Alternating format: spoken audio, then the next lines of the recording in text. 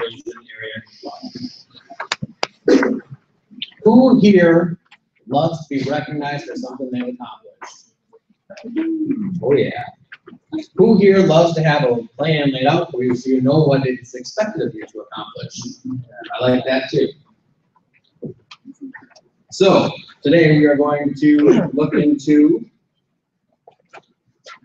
first of all, one of the aspects of the basis of the district recognition program is your club, and the Moments of Truth helps you establish what the baseline of your club is, helps you see where you're at and how to get to where you want to be with it.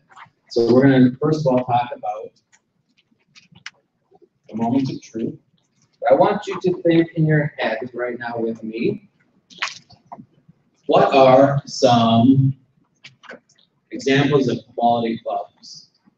When you go to a club and you know it's a good club, how do you know it's a good club? Agenda, manual speeches. well attended. Well attended, that's very true. You're welcome when you come in. Very good. Everyone's prepared for their roles. Perfect. Everyone's So, engaged. everyone's engaged, preparing for your roles. Yes, Connor? There's a good cadence. Right. A good cadence, good timing on how the meeting flows. Yes, Dave? It starts and ends on time. Perfect.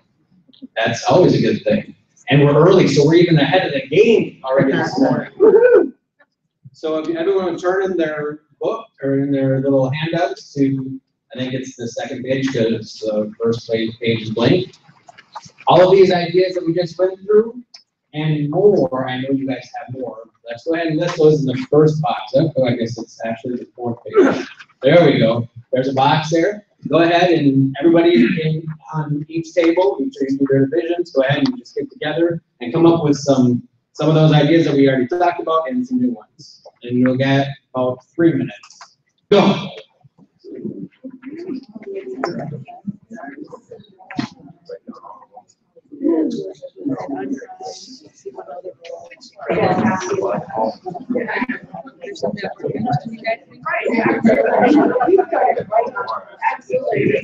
All those things that were just said.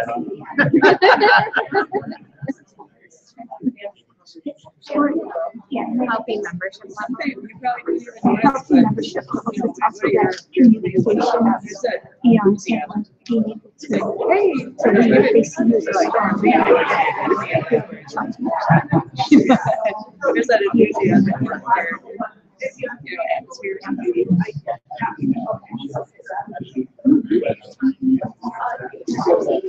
Got a good word, Monty?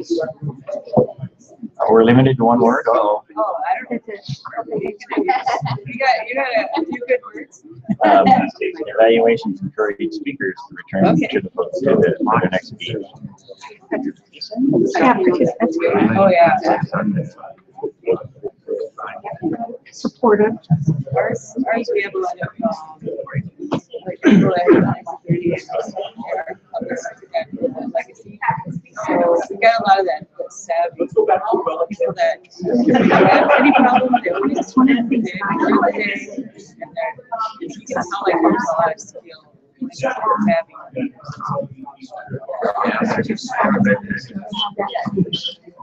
Clubs that don't have that foundation tend to. Yeah, I heard leadership is strong and diversity.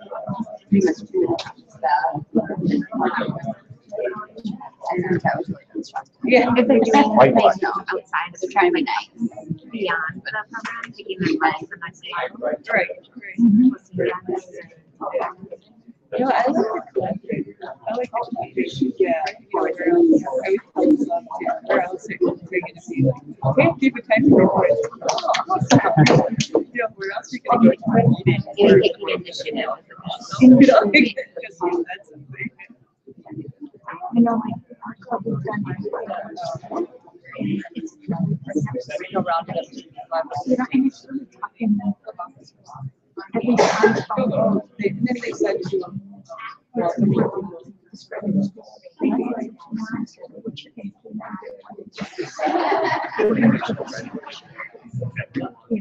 what was something So, you already visited? How's that find ways. What was, one thing about their atmosphere?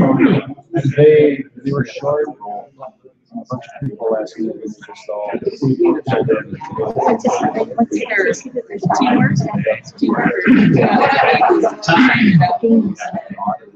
That was a quick 3 minutes. When you get into the document.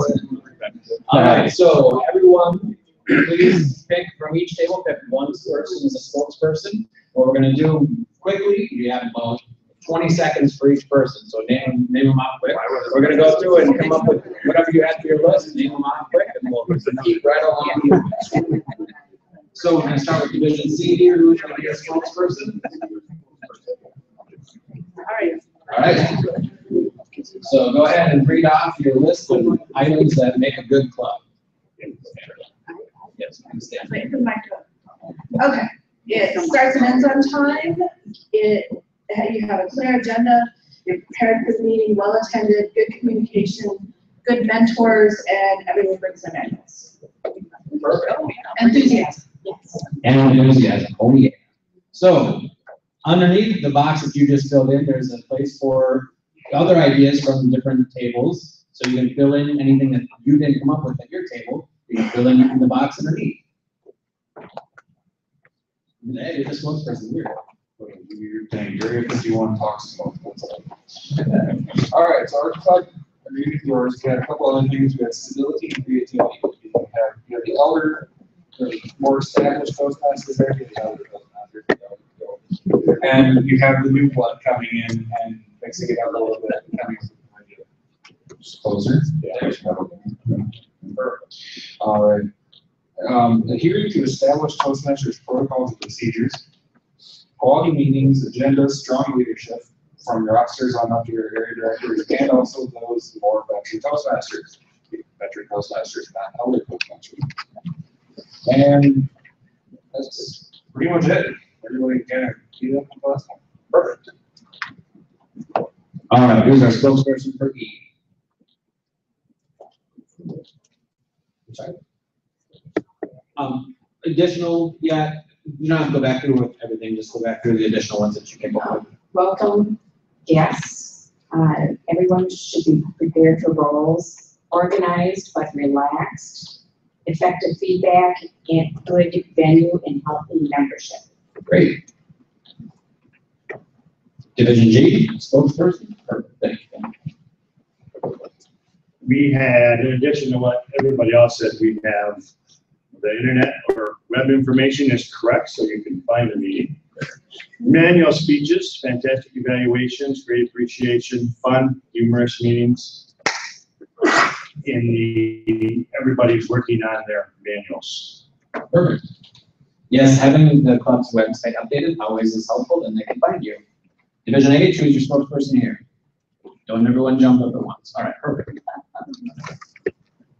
So in addition to the things we've heard, we talked about having healthy membership levels and participation, good leaders who have good communication skills, clubs that have goals, clubs that take initiative to go above and beyond, and the value, added value to the members. Perfect, thank you. All right, Division J. Hi, I have one more, is to follow up with the guests or even with the other members, make sure everything is okay. Yep. Always follow up. And have an engaged club and members. All the other ones we've said before. Yeah, when you get down towards the last 3 or 4 years, you guys are kind of stuck because I'm pretty much everybody said everything, but I'm sure you guys have come up with something. Hey, Harry, I didn't actually get a chance to double check my list, so I'm going to do this real quick. On time, professional, greets guests, supported, active participation, welcoming, leadership, mentorship, growth oriented, have fun, trust, care for each other, confident, forward looking, forgiving, holds confidentialities, and empathetic to others. Very good. All right, Division D.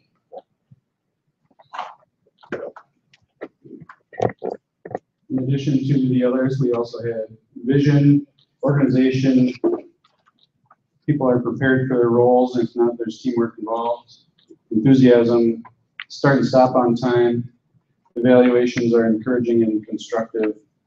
There's savvy, appreciation, and welcoming. Very good. Robbie, I'm sorry, I'm kind of giving you a little run for your money with the video camera. I'm all over the place. Division B, who is your spokesperson? Jesse, all right. Thanks for leaving us a bunch. We do have a couple extras though. We like varied themes, definitely a focus on fun meetings, new member and current member orientation, recognizing accomplishments, and training and engaged leaders. And Division A, who's our spokesperson over here? Well, the only thing left on our list that hasn't been mentioned is prepared pocket speeches. Having roles prepared in advance to helps. Awesome. So you guys came up with a million things that I probably wouldn't have come up with, so that's great. That's why we do brainstorming and have teamwork, so we can come up with all these awesome ideas. So with that, we've covered things that we see as good things in quality clubs. We're gonna turn it over to Elena right now, and she's gonna talk about the moments of truth presentation. And then when we come back, we're gonna do another little exercise.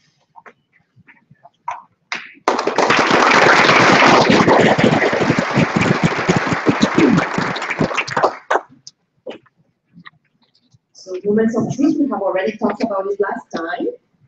It's a tool that we are promoting, and we are promoting it so much that it's on the first page of the D6org website, where we are recommending that the clubs go through this exercise, and it can be done in a variety of ways. One way to go through moments of truth is to recognize that it focuses on the 6 areas that make clubs successful. Those 6 areas are going to be very familiar to you, because those are the 6 areas that are part of your area director report. And for some of you, having already filed some of these reports, we have an opportunity to make sure that the clubs go through a reflection about how they're performing in these 6 areas. So I'm going to tell you a couple of ways where I have seen it done.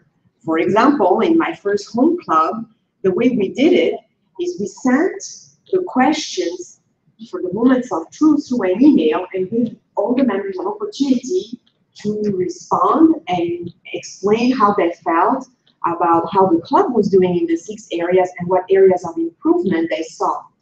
And then the club president had an opportunity to summarize all this information. And then we had a discussion at a club meeting about what we wanted to change about our club in order to make it more successful. Another way where I have seen this tool utilized is dedicating 10 minutes during 6 consecutive meetings to cover the 6 areas of the moments of truth.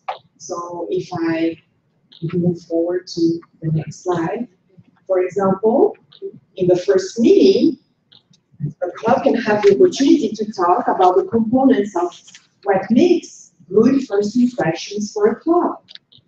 And it still allows you to have the full meeting where you have speeches, where you have table topics, but at the same time, it allows the club to be reflective about giving recognition to what they are doing well, as well as what they would want to change so that the first impressions are better. Maybe for some clubs, as a result of moments of truth, they're now going to say, oh, you know, we want to make sure that every time guests visit, we invite them to join, or whatever the case may be. The third way where I have seen this tool administered is first a member volunteer to give the canned speech that is available on the Toastmasters International website, and that you can easily find when you type moments of truth in the search box. And then there's a canned speech that explains more about the tool, and so that can be an introduction to the club about what the tool is and how the different members can give their feedback about how the club is performing in all the areas that can make the club successful. For example, membership orientation. There is an opportunity to talk about the role of a mentor, having a formal mentorship program, talking about the value for people in the club to be a mentor, as well as the value for the members beyond their 3 first speeches to have a mentor assigned to them. And we had a great example about our district leader, Larry, indicating that he has no less than 3 mentors.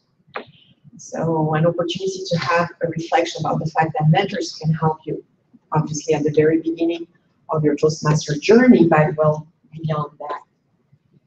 And so having started this Ken's speech to explain to the club what Moments of Truth can do for the club, it can then lead the club to adopt a methodology that they think is going to fit their needs.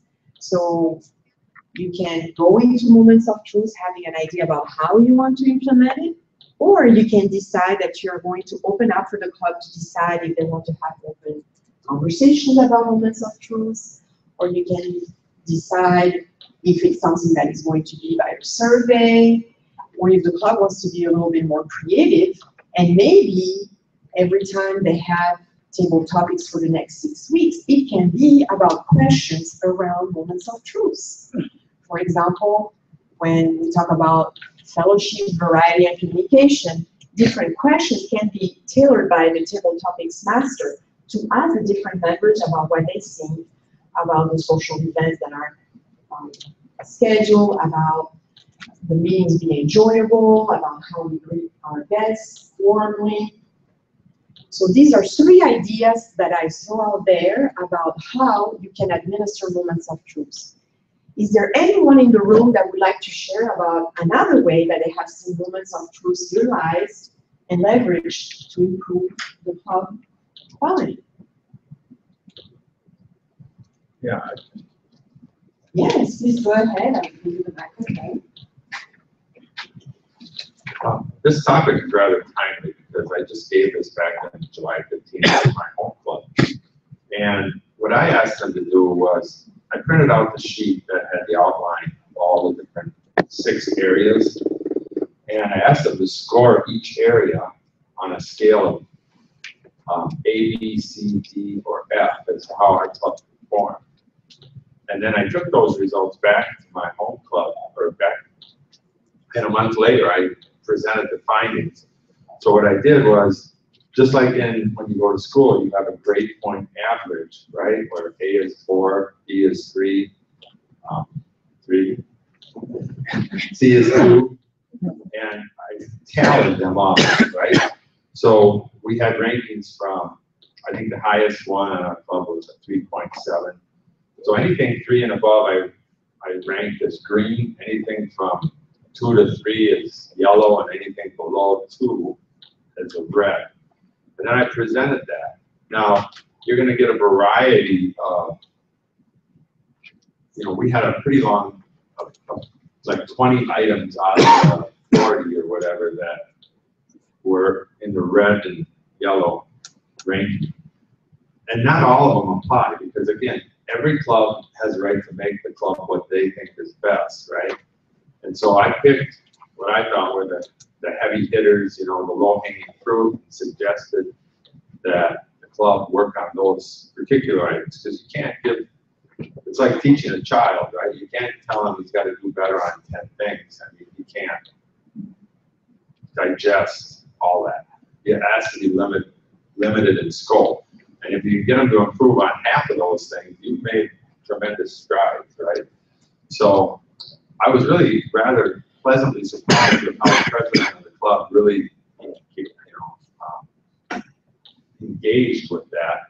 And we have a meeting coming up here on early September where the executive committee is going to focus on those areas of improvement.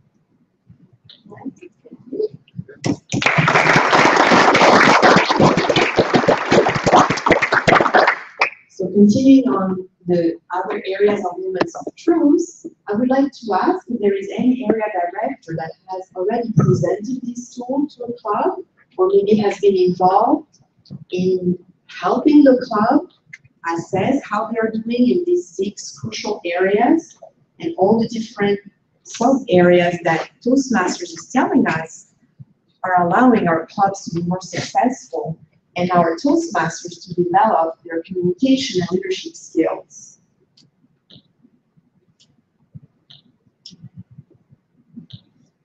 No one yet? Well, then perhaps I can talk about a personal example where when I was an area governor, now area director, I visited a club and I decided I was going to lead the exercise for the objective of filling my area director report. And so what I did in my case is that I had all the 7 leaders from the club in a living room, and then we went area by area, and I asked all the different club leaders to rate how we were doing in all these areas. I made sure that I focused heavily on the recognition so that the club felt good about themselves and wanted to do more of what worked for them, but also, as when we do evaluations, make sure that we also focus on what the club could improve on. And at the end of the meeting, I had 2 things done. The club had a good understanding of how they were doing for the 6 areas that are part of Moments of Truth, and I also had my area report flipped. Okay, now membership strength is also one of the areas that we focus on when we do Moments of Truth. Again, here, my personal belief is that this is the area that is really going to make or break the club. If some clubs at times go into a spiral downward mode where they are losing membership, and it is one thing that can lead to the club disappearing. And so I would say that the level of membership is really an indicator of the health of the club, the quality of the club, the variety. If the club is in good health, usually the membership follows. And then finally, the last area is achievement recognition, making sure that all the members get recognition and that it is advertised and that leads into the DCP program. If the club is doing well in the 6 areas, you should end up with a club that is president distinguished. And with that, I pass it back to you. Awesome.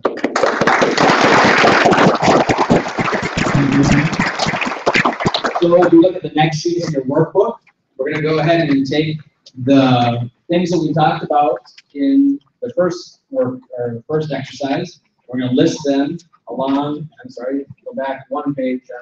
So we're going to look at page 5. There we go. Right there. Moments of truth right there. There's moments of truth on the left-hand side. On the right-hand side is those characteristics that we named earlier in the earlier exercise. We're going to take those characteristics that we named and fit them in where they belong in the moments of truth section, or on the characteristics on the right-hand side there. So whether it's the characteristic that you found fits in first impressions, or if it fits in membership strength, achievement recognition, go ahead and each district or each division fill those things out. You have 5 minutes. Go.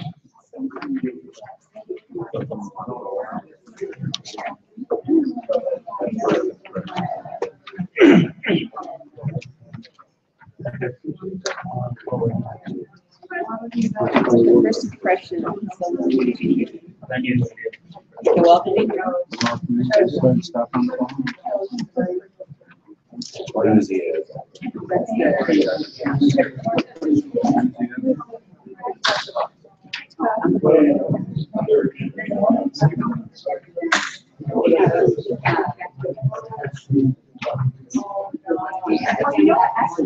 Orientation would be the orientation itself.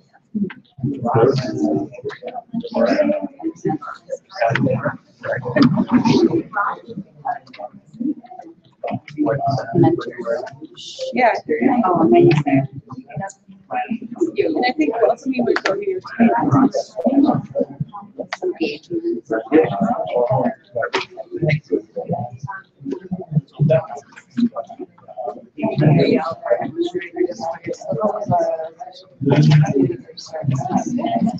yeah.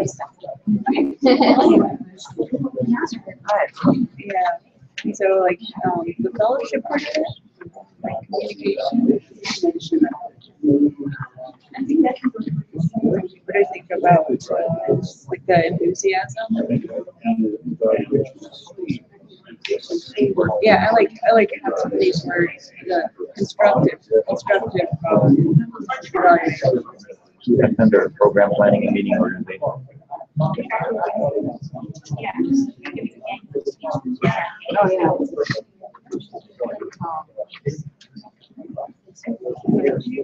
Some of these are going to fall under all different ones,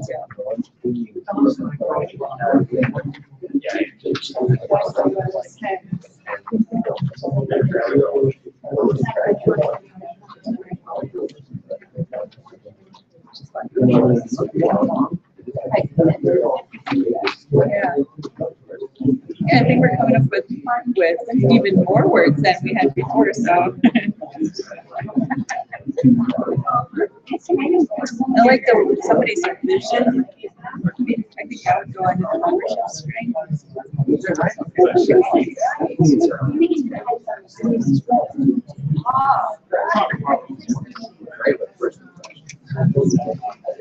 Achievement and recognition. I think if we, like you said, I don't know if exaggerate the right word, but just show a lot of enthusiasm. Hey, you got CC, celebrate. Some goals like posting on the website or sending out an email can do much more than just, Yeah. simply adding it to the submitted KPI.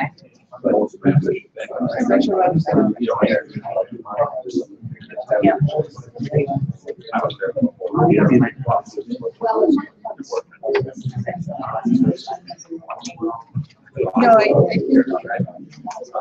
think when you get into a moment of truth, part of what we did, like even in the breakout sessions, when we had our training at Hutch, and because what we had this week, it's those invaluable conversations. Like here I can have a really quiet person, just because the conversation revs up to a certain level, that person probably would not have stated their opinion. But you never know if their feeling is really. Like we asked a bunch of why this guy was always uploading it all the time. It's like they're trying to come out of the shell.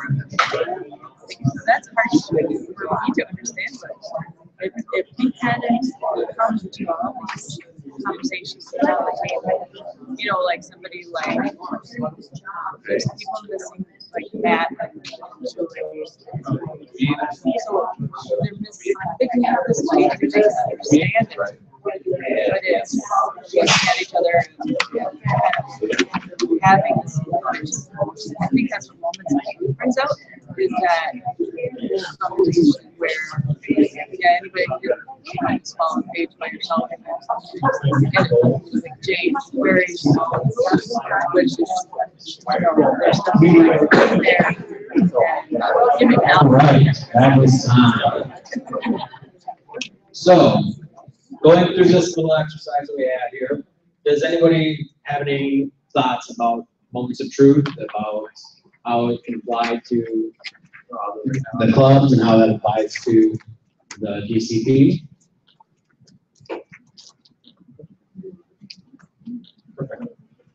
That's good. I'm pretty good at projecting. One of the things my wife said I didn't need those tests is to learn how to talk and to learn when to shut up. So she's probably right on the point. One of the things I noticed is that the moments of truth very closely parallels the successful club program.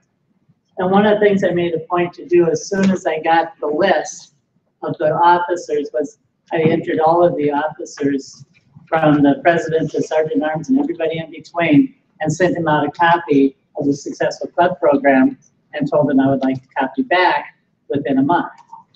I've gotten 3 back out of 6 so far, so I think I'm doing pretty good on that one. So that would be one suggestion, and that really focuses on all of these. So my suggestion is maybe give it a try. Plus, you can always tell them, you get a couple little reluctant ones, hey, there's a leadership credit for it, guys. Correct. So the Moments of Truth is part of the Successful Club series, and for any person that presents any of the topics in the Successful Club series, that goes towards your ACB and maybe your ACS as well. So just keep that in mind as you're working towards your DTM. If you present any the Moments of Truth or any of the Successful Club series, that presentation goes towards those designations. Anybody else have any thoughts or comments on Moments of Truth? I'm only going to take one more, so don't everybody jump up all at one time.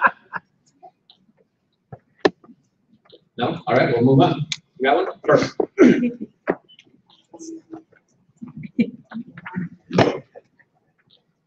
One of the things that we thought of during this that we didn't really hear during the microphone exchange was having events outside of the club. Not just the meetings, but having get-togethers outside or award ceremonies and stuff like that, just at different venues, in order to increase club membership and fellowship, which is the third point there, fellowship, writing, communication. Perfect. I do know that one of the clubs that I'm a part of, we do hold a yearly golf outing that would fit into the fellowship, camaraderie, those type of things, just to help people get outside the club and get to know each other a little bit better. One thing that I did notice while I was looking across at everyone working on the exercise is some of those things not only fit in one category, but they could fit in multiple categories of the different characteristics of a successful club. It could fit into membership orientation, could fit into membership strength, how you get somebody into the club, and then that works into how the membership strength is and how members stay with the club. So next we're going to be talking about the Distinguished Club Program. So as we move from Moments of Truth, we start talking about the Distinguished Club Program. As you work through the Moments of Truth and get a stronger club, these are the areas that you're going to look at and notice on paper that you're going to see a stronger club. So there's a qualifying requirement for all clubs through the DCP or Distinguished Club Program, and that is a membership of 20 or a net growth of at least 5 new members as of June 30th. So as we all know, Toastmasters year starts July 1st and June 30th. So from the base on June 30th or July 1st of the year that you're talking about, that's your baseline. That's the next program. So membership net growth occurs when the total number of club members at year end, June 30th exceeds the base amount. So June 30th is when they take the base amount from. So you either need to have, let's go back, a membership of 20 or net growth of at least 5 new members as of June 30th of the end of your year. And I keep saying June 30th and June 30th, and one of them is the end of the one year and then the end of the other year, but try and keep up with me. Does anybody have any questions about the membership requirement? Now that I've got everyone fairly confused. All right. So the definition, as we went over, the membership base amount refers to the number on July 1st of the club members renewing a new charter, dual, and reinstated and paid April dues. These are the 10 DCP goals. And as in Toastmasters, where we have lengthy names for everything, this is initials and everything. I'm just going to read through them quick with the actual names. So for the first goal, it's 2 Competent Communicator Awards. Second goal is 2 more Competent Communicator Awards. Third goal is 1 Advanced Communicator Bronze, Advanced Communicator Silver, or Advanced Communicator Gold. The fourth one is 1 more Advanced Communicator Bronze, Silver, or Gold. Fifth one is 1 Competent Leader, 1 Advanced Leader Bronze, 1 Advanced Leader Silver, or 1 DTM. The sixth one is 1 more CL, ALP, ALS, or DTM. Seventh one is 4 new members. Eighth one is 4 more new members. Ninth is minimum 4 clubs trained during each of 2 training periods. And 10 is 1 membership dues renewal report and 1 club officer list submitted on time. Does anyone know what time on time is the club list officer submitted on time? Correct. So if you are the outgoing president, you want to, either the president or the secretary, you want to submit the incoming officer list before June 30th, which I think most everybody knows, but it always helps to have a refresher. Does anybody have any questions on the 10 DCP points? Because after a while, they're so ingrained in my head because I've been doing this for 5 years that I just automatically rattle them off. But I want to know if anyone has any questions regarding these. Yes. One of the things that when we're at meetings, we rattle letters off. People don't know them, and we need to be aware of that when there's new members or guests. Correct. So Helen said that we do need to make sure that we don't just rattle off the numbers or use jargon, but we are actually explaining what each of those initials means, because there might be newer members or brand new members in the club. Anyone else? If you transfer from one club to another club, are you considered a new member in the new club that you joined? That's a great question. So, to answer that question is, if you were in, let's say, Club A, and you paid club dues for April, and then in May, you transferred to Club B, you were still a member of Club A until you pay the dues for Club B in October, unless you join the second club instead of transfer. So if you're transferring, you're still a Toastmasters member, but you're paid for dues in Club A until Club B in October when you pay dues for Club B. So the club doesn't have it. Correct. They have a transfer member, but not a new member. Yes. If you join a second club, you have to pay a second initiation fee. Yes, you do. If you join a second club, you have to pay second fee, just like if you were joining the first club. You don't have to pay, you don't have to pay. Correct, I'm sorry, yes. You don't have to pay the new member, the $20 new member fee, but you do have to pay the dues portion of it. So you have to pay the $36 to TI and the, whatever the club dues are for that particular club, but not the first time membership. I thought that transfer, they take those two people out of the previous club and remove them here, so they don't count as the 40 members, but they still count as your club number of members. That's what I thought too, but if the exercise coming up from TI says that is not the case. Can you repeat that point, please? Yes. Gene, why don't you go ahead and make it? My understanding always was that the transfer removes those two members from their club. So they will have a member count down 2 members and increases the membership of the club they transfer to. However, does not count as 4 new members to the DCP. So let's go ahead and look at scenario number 5, or on page 5, 6, let's look at the scenario.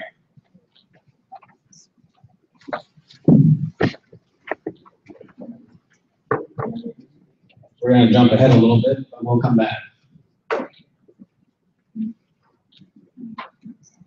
So page 5, 6 says, on July 1st of last year, the Jovial Jabberers Club had 15 members. By August, one of them, Jovial Jabberer Jerry, had taken a job in a new city. In September, university students Sergey and Sel, who had been studying outside the country and who had been active members of the Jovial Jabberers 2 years before, holy cow, this is tongue-tying, renewed their membership. Fiona, a financial analyst wanting to improve her presentation skills, joined the Jovial Jabberers Club as a first-time Toastmaster in February. Math teacher Manolo and his brother Marco, a mechanic in the Magnificent Mahalo's Club, joined the Jovial Jabberers in March so they could reap the benefits of both clubs. In May, a lady named Basanti and her husband Bhavya from Bombay's Bombastic Barkers Club transferred to the Jovial Jabberers. Today is June 30th. The question is, does the Jovial Jabberers Club meet the qualifying requirements for recognition in the Distinguished Club Program? No. That is correct, yes. I know this from personal experience. Sure. I worked at Get to the mic Connie just a second. You belong to Jovial Jabbers? No, but I worked at Conagra Foods, and we had 2 clubs. Well, we have 4 clubs across the country, but in Omaha, we had 2 clubs, and 1 club, when we were closing down part of one of the offices, we had a whole bunch of transfers of membership from one to the other. And those transfer members did not count towards the DCP points. The transfer members do not count. It says new, dual, or reinstated. Transfers do not count for the 4 new members. Correct, but they also don't they don't count as the club members. Let me go ahead and read the explanation for you. That way we won't be. I'll read it directly as it's stated here.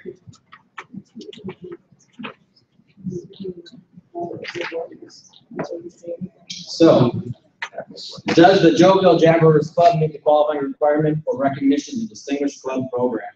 No, it does not. On July 1st, the club has 19 members and a net growth of 4. Asante and Bavia are not counted because, assuming everyone pays on time, they are transfer members who would have paid their April dues to Bombay's Bombastic Barkers Club.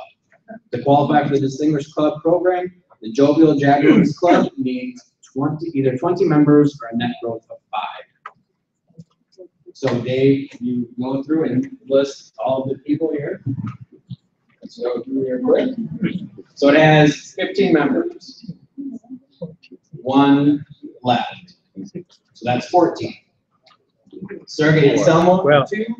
Sorry? 1 left. So they have been studying outside the country. They've been active members of Jovial Jabbers 2 years before. Renewed their membership, which is a reinstatement. So now we're back up to 16. Yona is 17. Then math teacher Manolo and his brother Marco joined the Jovial Jabberers in March, so that's 19. In May, a lady named Asante and her husband Bavia transferred, which would make it 21, but according to TI, it is 19. Yes, sir. The simple rule on this is they don't count against the head count until they pay dues. Correct. So maybe it would be beneficial to encourage them to become a dual member until the next due period. That would be one solution to having that, to not making your 20. Larry and Harold, you guys are looking at me like you guys want to say something. That's not exactly what I thought you were going to say, but if you have any comments on this particular scenario.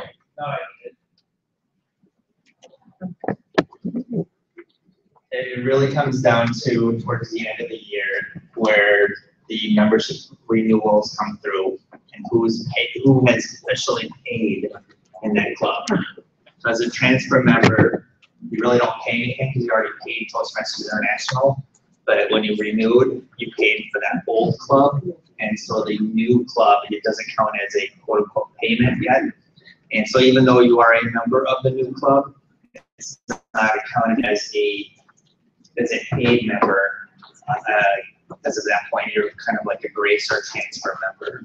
So when you want to look at the net gain of 5 or 12 to 20 at the end of the June, make sure people or your clubs are aware of that, so that they're not counting somebody and they think they're becoming distinguished yet they're short 1 or 2 people because of any transfers, right? Where will those 2 people be on Toastmasters membership listed? They, I believe if you go and look at if the club goes in and looks at their list of members, it will show as a member of that club, but it won't show as a paid member of that particular club. It'll be a paid member for Toastmasters International, but they paid in the old club. So they'll still count as they'll still be a member of the new club. It just won't be a new paid member yet until the next renewal. So at the next dues renewal, when they pay dues in the new club, they're counted as a new member. So there's No, they're just counted as a member, not a new member. They're counted as renewal members. Oh. Does that affect the CC is assigned to, or that they achieve the CC? Does it go to the old club? They should go to whatever club they belong to at that point in time. So if they transferred, they should register and submit their CC with the new club. Because TI will have it as showing them belonging to that new club. It's just not, they haven't paid renewals yet. Yes. Should we encourage them to do dual membership off that instead of just some of the transfer? Should we encourage them to join in to do dual membership? This really only applies after May or after April news. So if it's before April news, don't worry about it. It's really those last couple of months where it's key when you have transfer, and where it's after April but before July 1. So that's really the only time that this is really becomes an event. How much does that member pay if they do a dual membership? If they were doing a dual membership, they would pay just like they belong to 2 clubs, except for you don't do the brand new member fee. It would be prorated. So, If they transferred in May, it would be prorated, so they would pay $30 for May through October for them to. But it's just like a new member though too, is you're prorated. So you're treating them just like a new member except for the not coming to 20 or whatever it is. So if they're going to transfer, get them to pay June 15th. Or have them transfer before April. Because or whenever the due is done by April, so it needs to be. So they at least have to pay 3 months worth of dues, right? 2 months. If they want to be a dual member, then yes, they need to pay for both. Otherwise, it's just a simple transfer. Because they're short one person from a club, well, because of the transfer, I just go find another member. It makes it a lot easier. Anything else? Anything else? All right, thank you. Thank you. The district director, everyone.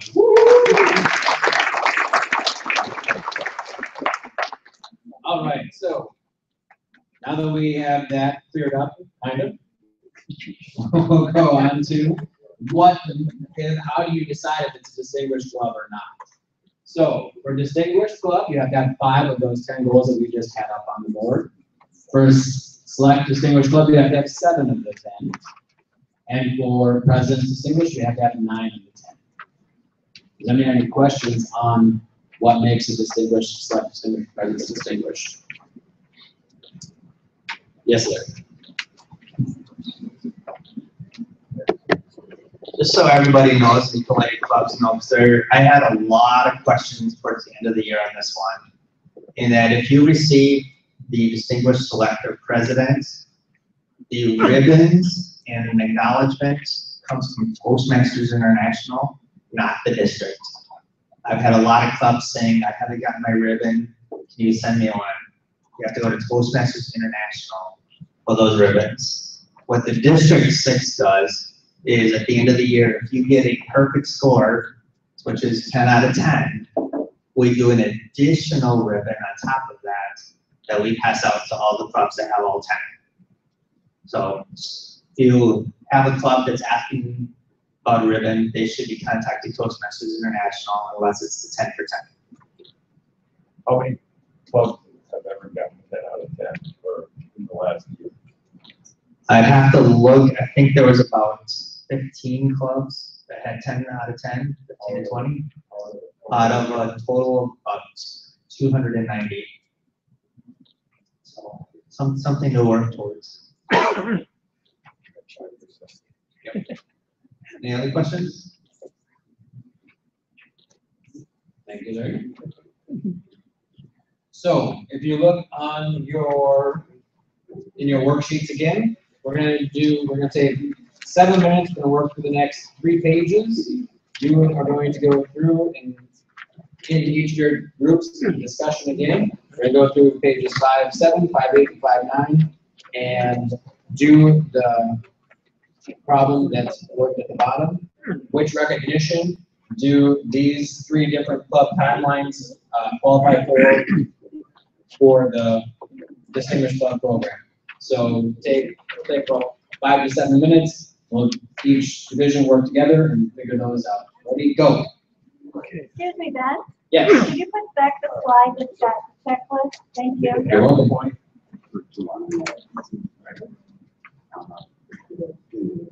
You can discuss with your group. You don't have to be silent.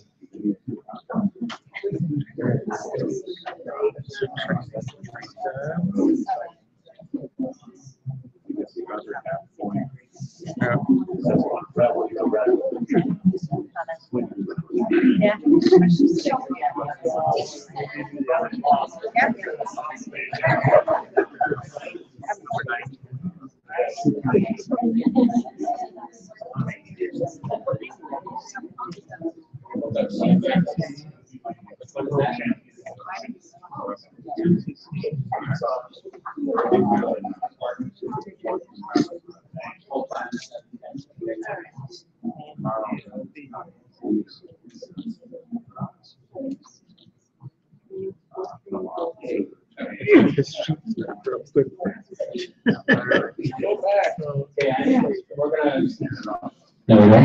We're gonna go back to this one. Just write on your top of your page, distinguished is 5, select distinguished is 7, and present distinguished is 9 and 10 goals. Did you guys count that?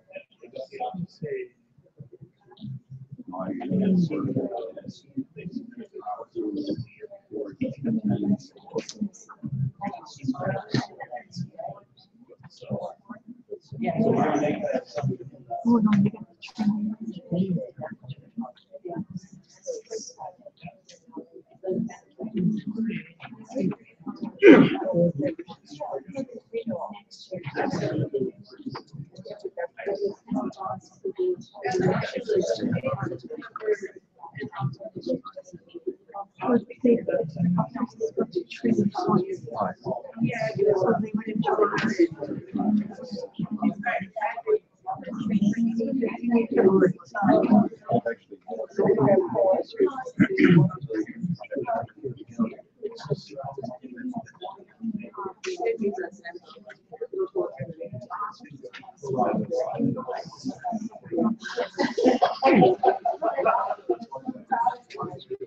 Yes, we are.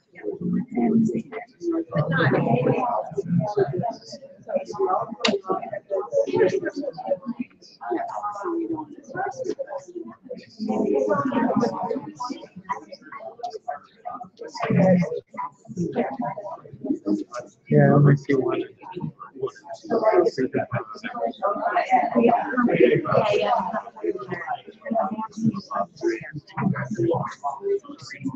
So I got, okay, so I missed those. I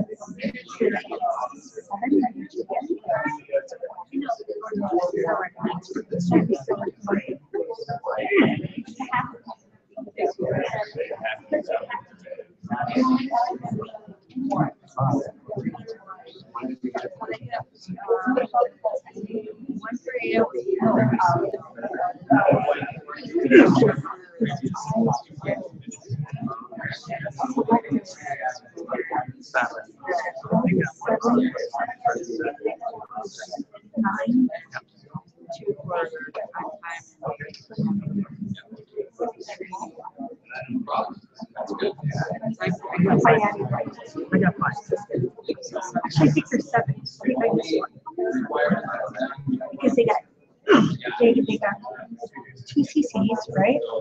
They got a CL and another, and an LC, there's one more. Right? They had all their members. They got 8 members. No, I think they only have 7. Okay, that's like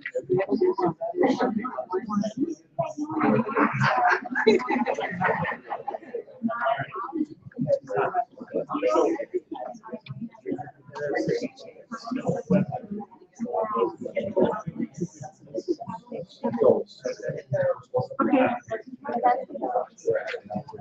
Oh, wait, yeah, not yet. So yeah, no back, Nixon, Ryan, Robert, Neil, Denise. I go down your names. Hello.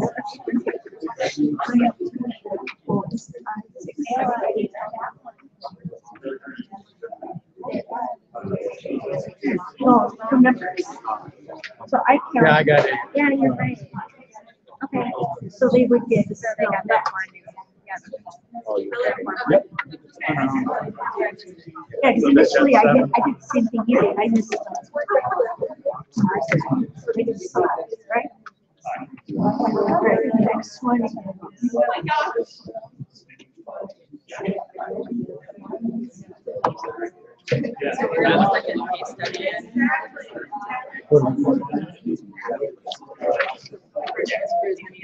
Oh.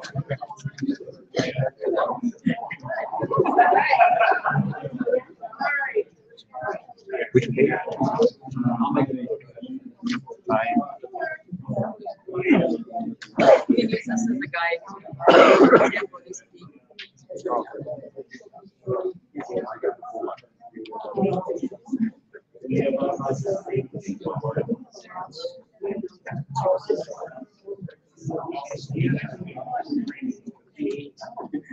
So while you guys are still working, I'm just gonna insert a couple of comments here.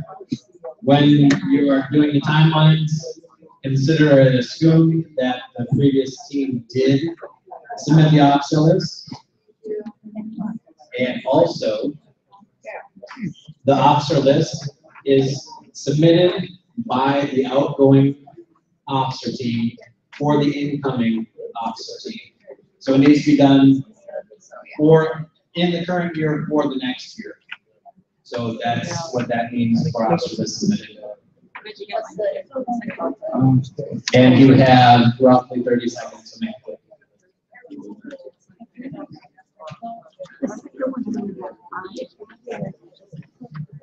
Not that much.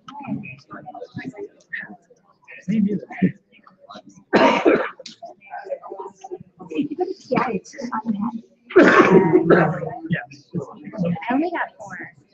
On the second one, it's 4 members. They get their officers list, they say, the duties. I got 2 CCs. Yeah, 2 CCs. And a civilian. What was the other one? Well, their officers list and then the membership. All right, time. I know you guys all hate me because I make you do math on Saturday morning, but I gave you time frame to get it done. I'm sorry. But isn't that one? The way it worked out today. So we're gonna run through this quickly. Yeah, you get a half a point. Okay. And we're all gonna say this at the same time. So, vocal violence at Vienna. What distinguished designation did they receive? Select distinguished, correct. For the next one, linguistic leaders of Lippery. How do you say that? What did they get? Everyone? Distinguished, correct. For the last one, rhetorical rants of Rabat. So as you can see, we're going through this. So with 3 options, we can pretty much decide whether you finish this one or not. They are present.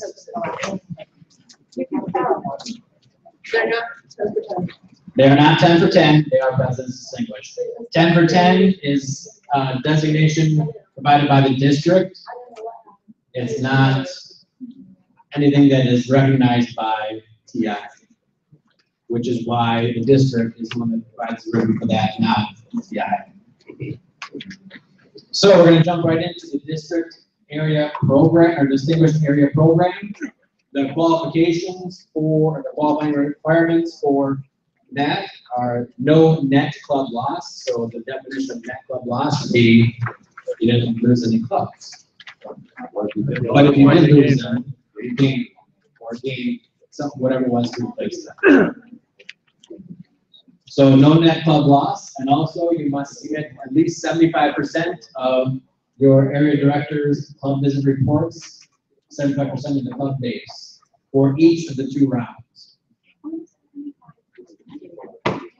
Does anyone have any questions on the qualifying requirements for this? Yes, sir. Ben, I know for a fact that one of my clubs is going to be. Hang on a second, let me get the mic.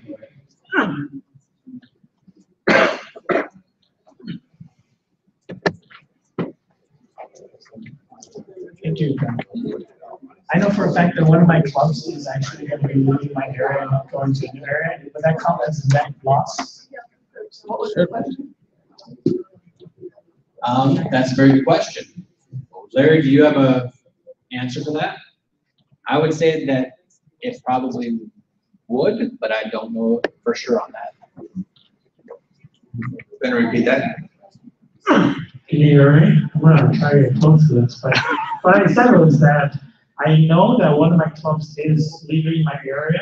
They're moving physical locations, so they probably won't be in my area by the end of the year. Does that count as a net loss? I will make sure it does not. Thank you.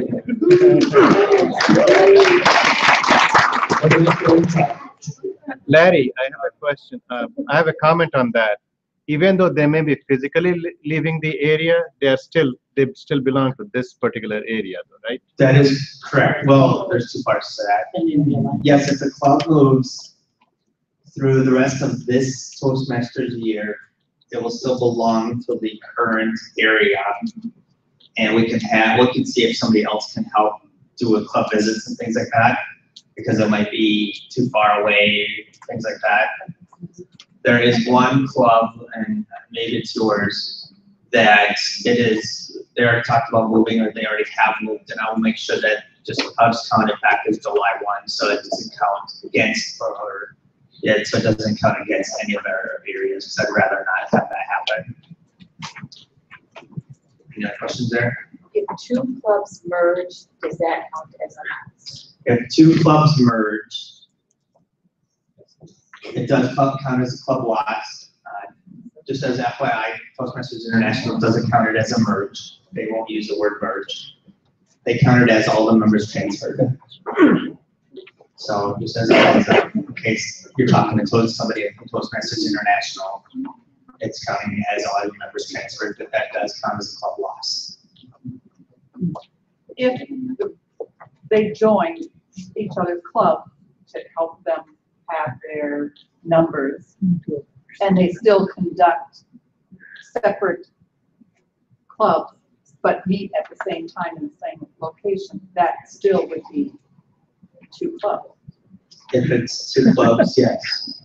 It's kind of tricky.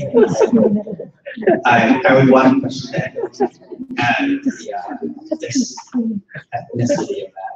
Okay. If there are really 2 clubs joining and there are members of both clubs and they're meeting at the exact same time,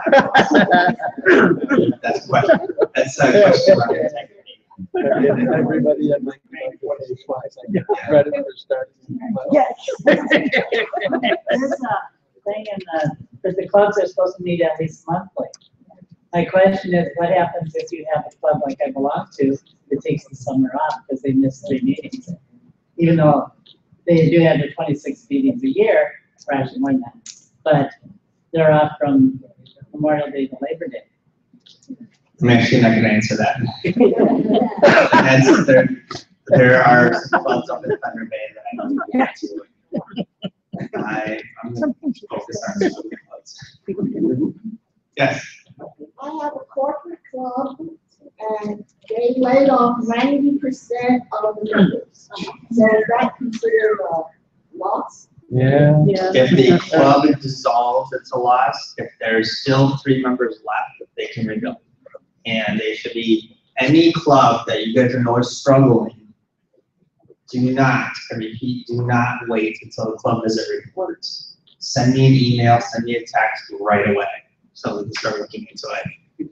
I know the past couple of years, we didn't even know about some of these clubs that are struggling until towards the end of the year when the club visit report. And I don't want to wait. We want to act on it right now. And we want to put our resources on it. So anything that we can help with those clubs, let me know, and we will do that. Thank you.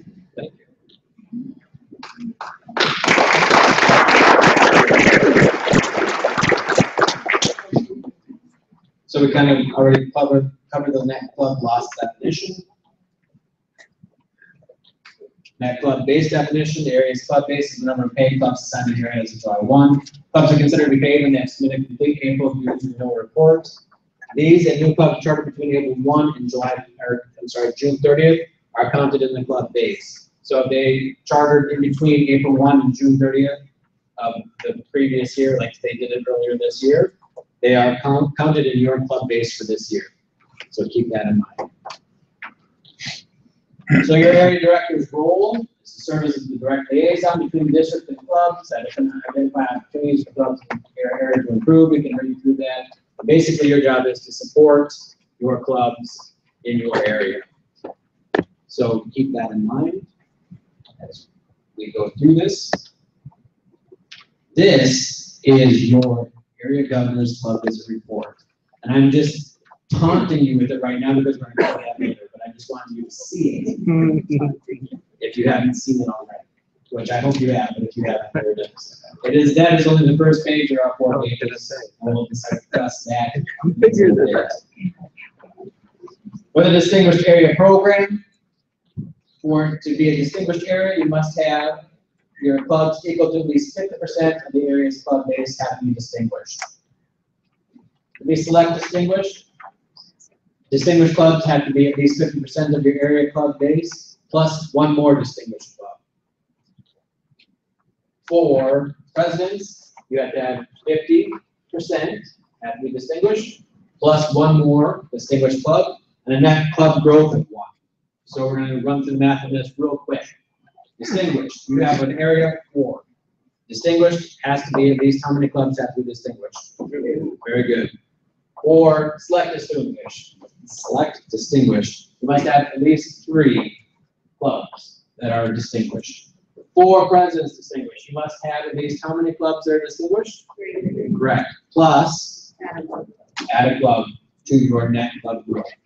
Any questions on how to be distinguished in your area? Yes, sir. What if you have that odd number? Then it goes to the minimum. So if you have 5, it's 2, and it goes to the lower number. Any questions? Yeah, rounds down, correct. No, it rounds up. I had 7 last year. Rounds up. Rounds up, okay. I'm sorry. It rounds up. Don't listen to me. At least in that. Rounds up. So if you have 5, you have to have 3. Sometimes I do know how to do that.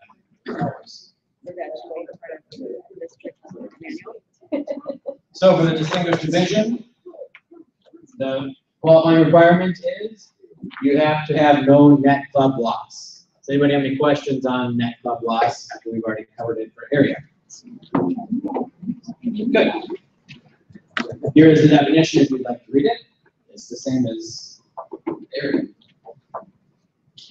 So the club base definition is the division's club base is the number of paid clubs assigned to the division as of July 1.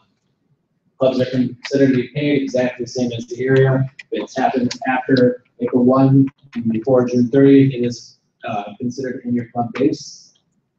Keep that in mind. Division director roles, here are your roles.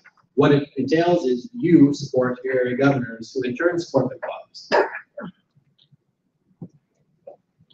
So to be distinguished in your division. Now, some of you are looking at me like, why in the world do I care about this? Because I'm an area director. Because next year you could be the division director. So for distinguished clubs, for the distinguished division, you must have how many? 40%. Thank you. One person was listening. Awesome.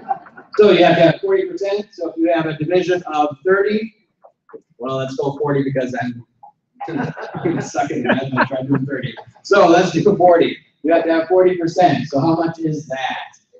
16 clubs, correct. So you have 16 clubs in division that are distinguished. You are a distinguished division if you've already met the qualifying requirement. For select distinguished, how many would that be? 18. Okay, I'm going to go with you on that because I don't have a calculator right now. So if you have distinguished clubs equal to at least 50%, that's the president's distinguished. So out of 40 clubs, how many is that? 20. Very good. Plus a net growth of 1. Correct. So you would have to have an extra club growth of 1 in your division to make that happen. Any questions on distinguished? President's select distinguished division. Wow. Which means the last one is 21, right? I'm sorry? Yeah, Yes, the last correct. one is now 21, not 20. It would be 21 because we round up, so it would be actually 21, correct? Yeah, I think, yeah, because round up, so go over that. So this is one shot of the club success plan. There are more pages to it than that. If you would write down in your book that address down the web address down the bottom, that is where you can go to find this particular module. It is www.toastmasters.org/1111DCC. No, there's probably not. I don't know why they put one. Sorry? Oh, it's an underscore? Okay. It's very hard to see when it's underlined, but it is an underscore.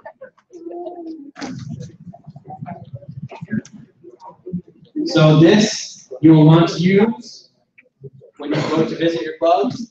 Make them aware of this particular document. What I did when I was area governor, I sent this particular document, the club success plan, and my area governor's report, which would be area director for you guys, to the club, all of the officers ahead of time, so they had a chance to go through it, look through it, and if they had an opportunity to do the club success plan, so they would have the answers for me for my area club visit ahead of time.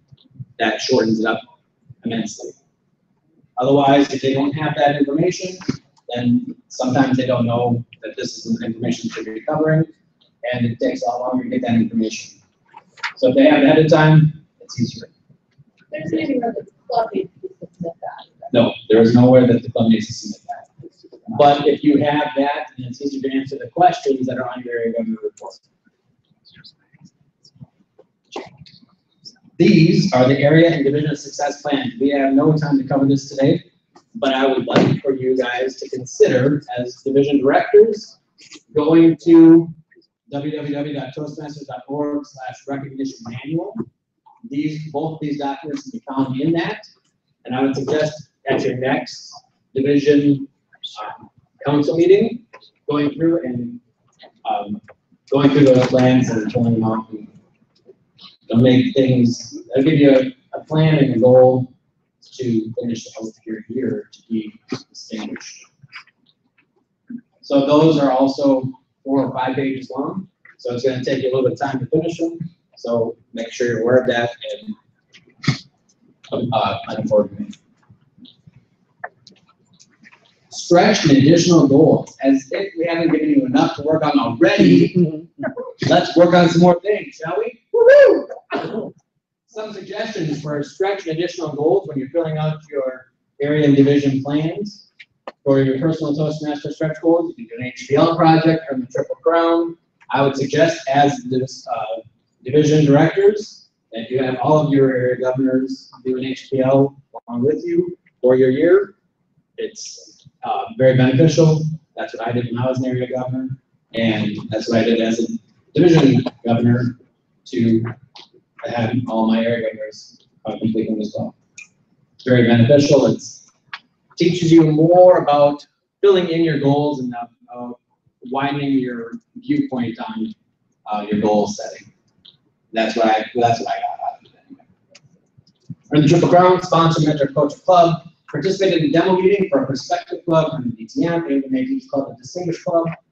Most areas have a challenge club, also known as 12 members or less. So target one of the clubs that might be having a little bit of problem and help them aim to make them a distinguished club. Make a personal impact on 10+ members by encouraging them to compete, attend a TLI, conference, convention, and/or serve as a district or club leader in the coming year. And as your area director and division director of stretch goals, make sure you have that as your goal to be present and distinguished. We measure what matters. Distinguished clubs and new clubs matter most as measurable outcomes, fulfilling the district mission to build new clubs and support all clubs in achieving excellence. So we went through how moments of truth lead to club quality, define the roles of area and division directors, describe the distinguished club program, identify goals in the distinguished area and division programs, describe the importance of club and area and division success plans, and identify the district recognition program and distinguished club program resources. Does anyone have any questions about everything that we covered today, which was kind of a lot? At least it felt like a lot to me. Wow, you guys are either so bored that I've blown asleep, or you guys just absorb everything like a sponge. I'm gonna go with absorb everything like a sponge, and I will turn it back over to our division or district director, Mr.